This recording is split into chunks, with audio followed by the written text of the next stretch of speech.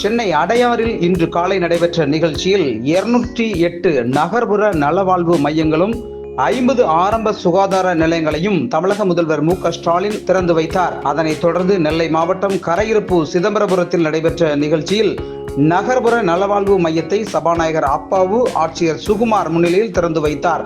தொடர்ந்து நெல்லைப்பேட்டை 22வது வார்டு மலையாளமேடு பகுதியில் மாமன்ற உறுப்பினர் நிதியிலிருந்து சுமார் 25 லட்சம் மதிப்பில் கட்டப்பட்ட புதிய நகர்ப்புற நலவாழ்வு மையத்தை 22வது வார்டு கவுன்சிலர் மாரியப்பன் ரிப்பன் வெட்டி திறந்து வைத்து பொதுமக்களுக்கு இனிப்பு வழங்கினார்.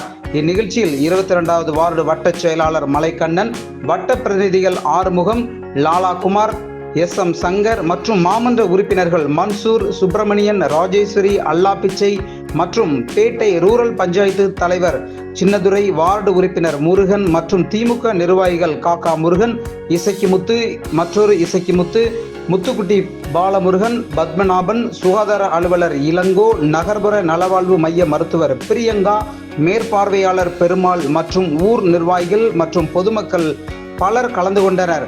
ரேஸ் டிவி செய்திகளுக்காக நெல்லை டேவிட்.